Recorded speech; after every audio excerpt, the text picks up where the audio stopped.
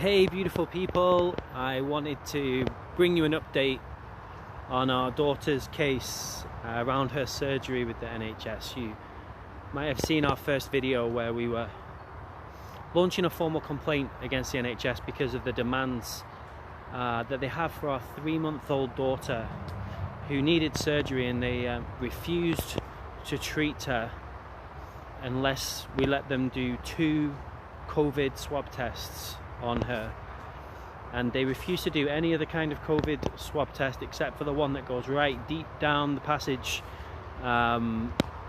which we thought was incredibly cruel and unnecessary and invasive. When the PCR test, it's been shown and by doctors, by everyone, even the mainstream media, that they're so inaccurate and completely useless. So I wanted to bring you an update. Here's my daughter. She's fast asleep. We're just on a walk. So we escalated it. We escalated it formally. We have been speaking to different lawyers and everything about what we can do around this. Essentially, there was a time constraint with my daughter's surgery, so we did opt to go ahead for the surgery, and I'm really pleased to tell you that she had the surgery today. Everything went well. She's recovering here. She's exhausted. But yeah, the surgery went well. We did have to concede.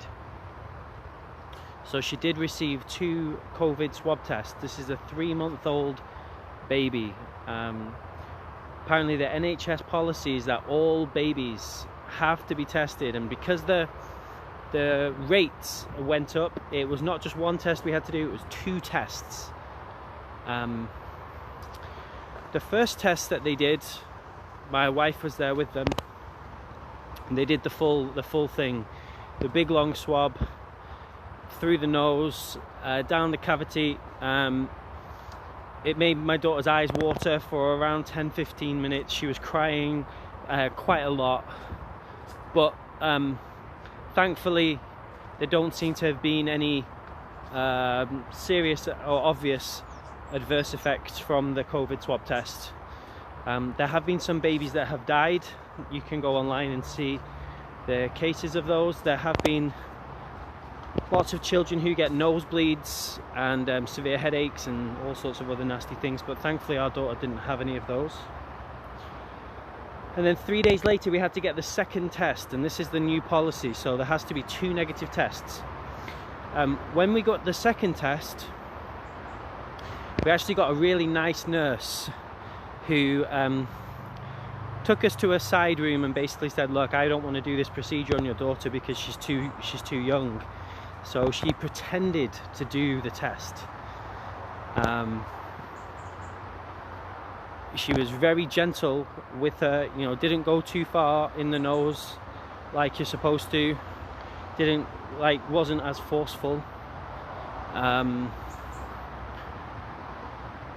So thankfully that one was pretty painless, and then today she's had her operation. I did have a call with the head nurse before the operation and basically said to them, look, if anything goes wrong here with these tests, we are going to be suing you. I made it very clear. We escalated it as high as we could. We really kicked up a fuss, and so I think they were extra alert. So please do, if you have any medical doctors, anyone telling you you need these procedures, do complain, do escalate it. It does make a difference. They do treat you differently if they know that there are consequences if they mess with you. We threatened to take them to the media. We still need to figure out what we're going to do around taking legal action around this, because we did not consent to these tests. We were forced against our will to do that, otherwise they would not treat our daughter. They forced our consent. It's a very dangerous precedent. If they force your consent around this test, they can force your consent around anything, and I think we all know what the next stage is, what's currently in trials and currently being developed. If they can force our consent for this test, which is invasive and painful, they can force our consent for anything, right? or they just don't treat your kid, and they didn't care. They just said, look, it's either you do the test or we are not treating you. It's a very dangerous thing. So if we do decide to take legal proceedings with this, it's not just our daughter, right? This is thousands of kids who this is happening to all over the place, and they all need protection as well.